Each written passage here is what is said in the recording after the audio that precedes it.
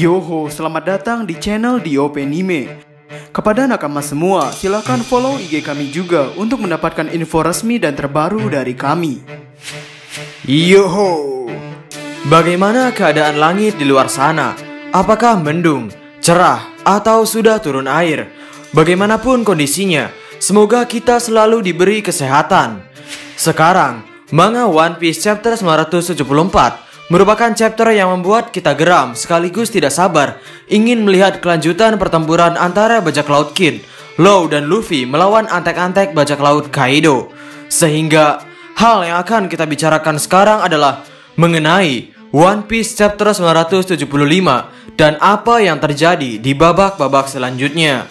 Jadi, tanpa basa-basi lagi, langsung saja mari kita mulai. Ada dua kemungkinan yang terjadi pada chapter 975, yakni apakah Eiichiro Oda akan melanjutkan keseruan antara bajak laut Kaido melawan aliansi Luffy, atau Oda menjelaskan terlebih dahulu kenapa Luffy dan kawan-kawan bisa-bisanya muncul dari dalam lautan dengan seepik itu. Sebuah teater Jepang. Kami selalu mengatakan bahwa Eiichiro Oda menggunakan konsep tarian kabuki pada cerita Wano Kuni. Pada awalnya, kabuki merupakan sebuah pertunjukan yang dilakukan oleh wanita. Tapi tahukah nakama bahwa sebenarnya ada 3-4 jenis teater Jepang, yakni No dan Kyogen, kabuki, bunraku, dan yang terakhir adalah bugaku. Dan kali ini kami ingin memperkenalkan pada nakama semua sebuah teater yang tertua di dunia, yakni No dan Kyogen. No adalah sebuah drama spiritual yang menggabungkan simbolisme dari agama Buddha dan Shintoisme dan berfokus pada dongeng dengan makna mitos. Kyogen, mitra komiknya, berperan sebagai penghubung antara tema-tema teologis permainan No dengan dunia pelajaran kaki dengan menggunakan sandiwara, teater, dan slapstick. Teater No umumnya dilakukan untuk kelas bangsawan elit, tetapi ada juga kesempatan di mana No juga dilakukan untuk penonton umum. Drama No dan Kyogen dilakukan bersama dalam seri 9, bergantian antara dua gaya. Dengan drama Kyogen pendek bertindak sebagai selingan antara No yang panjang. Baik pria dan wanita diizinkan untuk melakukan Kyogen sampai tahun 1430. Dan sejujurnya, dalam pandangan kami, cerita Wano Kuni ini lebih condong ke dalam No jika dibandingkan dengan kabuki. Alasannya adalah karena setiap babak di Wano Kuni selesai, Eiichiro Oda tidak langsung menuju babak selanjutnya.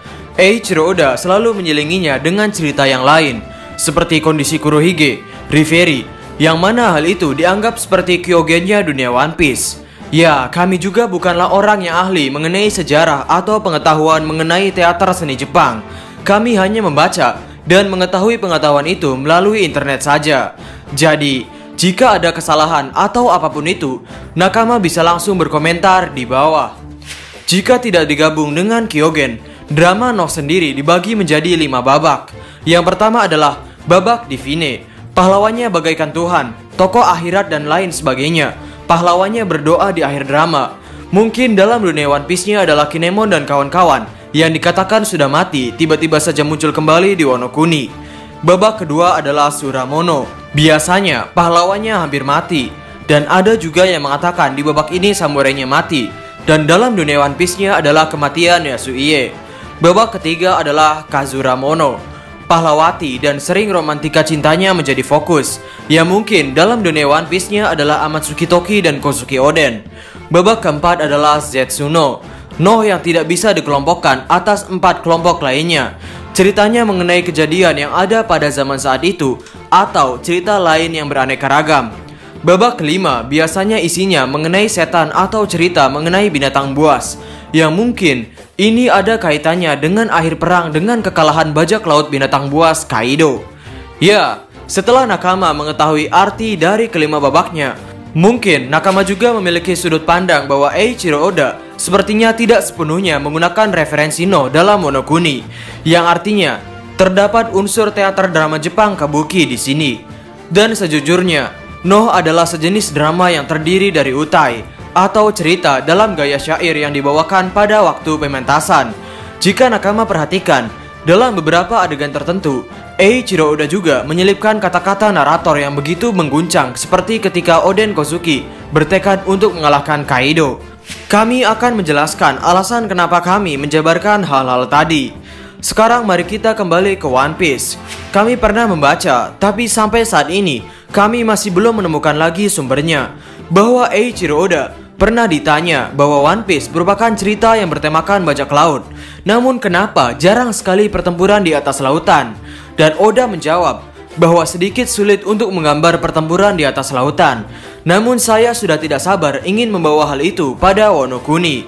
Ya, kurang lebih seperti itu percakapan interviewnya.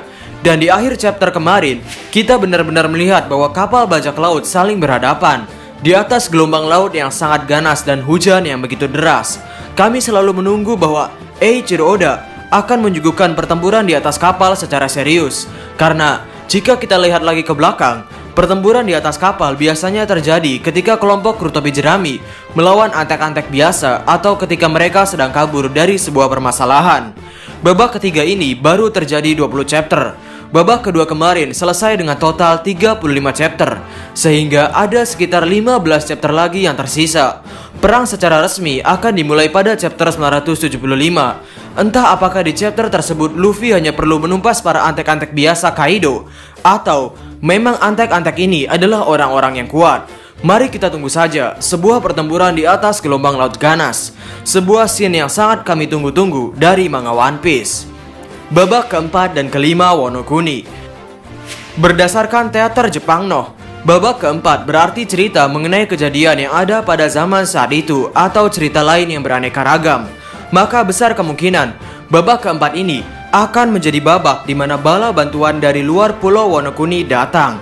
Tapi rasanya agak aneh jika Eiichiro Oda menceritakan hal lain ketika manganya sedang berada dalam puncak keseruan. Kita ambil contoh pada perang Marineford. Alasan perang Marineford begitu seru adalah karena kita disuguhkan pertempuran antara Yonko melawan Angkatan Laut. Hal yang menarik lagi adalah selama pertempuran berjalan, Eiichiro Oda jarang sekali membuang-buang panel manganya dengan hal yang basa-basi. Eiichiro Oda jarang membuat percakapan yang terlalu lama antara karakter lawan dengan kawan. Banyak adegan action di sana, dan flashbacknya terjadi ketika perang sudah hampir mencapai titik akhir, yakni ketika bajak laut Shirohige sudah benar-benar berhasil membawa Ace pulang. Namun, mereka gagal karena Ace pada akhirnya dibunuh oleh Akainu. Yang setelah itu, barulah terjadi sebuah flashback yang panjang. Di momen tersebut, kita tidak terlalu penasaran dengan kelanjutan perangnya. Kita tidak terlalu merasa, jadinya flashback deh. Karena kita sudah tahu bahwa akhir dari tujuan Shirohige yang untuk membawa Ace pulang telah digagalkan. Flashback yang disajikan oleh Eiichiro Oda juga benar-benar menjadi flashback yang seru, menarik, lucu, sekaligus menyedihkan. Podcast di Ace mati di tengah pertempuran karena termakan omongan Admiral Akainu. Itulah faktanya. Ya, ini membuat kami sedikit kecewa atas sikap Ace yang bersikap sok kuat. Eiichiro Oda pernah berkata ia tidak akan membuat karakter mati dari kelompok Kurutobi Jerami. Namun kita semua tahu bahwa dalam perang besar, rasanya aneh jika orang-orang penting tidak mati. Hal seperti apa yang akan dijadikan sebagai permainan emosi sedih jika tidak ada yang mati? Dan untungnya, 9 sarung pedang merah di waktu sekarang begitu benar-benar menonjol. Mereka sudah dicintai oleh para fans One Piece. Jika memang kelompok Kurutobi Jerami tidak ada yang mati, maka besar kemungkinan yang akan mati adalah salah satu dari 9 sarung pedang merah. Kematian yang bersejarah, sebuah kematian yang akan membuat tetes air mata para samurai Wano Kuni. Kematian dari orang-orang yang sangat dicintai. Apakah ia adalah Kyoshiro? Karena ia begitu dekat dengan Hiyori. Sebagai pemeran yang akan menangis sangat dalamnya adalah Hiyori. Karena Hiyori baru saja kehilangan sosok yang selalu menjaganya selama belasan tahun itu. Jika memang Jinbei belum datang di Wano Kuni di babak ketiga ini, maka ada kemungkinan ia akan datang pada babak keempat. Nekomamushi, akankah ia datang dan hadir meramaikan pertempuran di atas lautan ini? Atau ia datang ketika kelompok Kurutobi Jerami sudah berada di Onigashima? Dan untuk babak kelima, seharusnya ini sudah menjadi babak di mana pasukan dari aliansi Luffy benar-benar siap. Babak di mana tidak akan ada lagi bala bantuan yang datang. Sebuah babak yang jika berdasarkan No adalah mengenai setan atau binatang buas. Babak di mana akan menjadi akhir dari segalanya. Ngomong-ngomong, sampai sekarang kami masih penasaran dengan karakter legenda yang akan menghalangi jalan kelompok Rutobi Jerami yang pernah Oda singgung pada Jam Festa. Karena sampai hari ini, belum muncul tanda-tanda karakter legenda dari pihak antagonis. Pertanyaannya adalah, apakah karakter legenda itu benar-benar akan muncul? Jadi, itu saja video untuk hari ini. Bagaimana menurut nakama semuanya? Berikan komentar kalian atau berikan koreksi kalian semua atas teori kami tersebut di kolom komentar di bawah. Dan mengenai cash One Piece, untuk hari ini terdapat potongan harga sebesar 50.000 dan promo gratis ongkir untuk seluruh Indonesia dari Sabang sampai Merauke. Sehingga bagi nakama yang berminat, nomor WhatsApp dan alamat websitenya akan kami taruh di kolom deskripsi di bawah. Masih banyak desain eksklusif yang dapat nakama lihat pada katalog WhatsApp kami. Jadi, kami di Openime dan terima kasih banyak.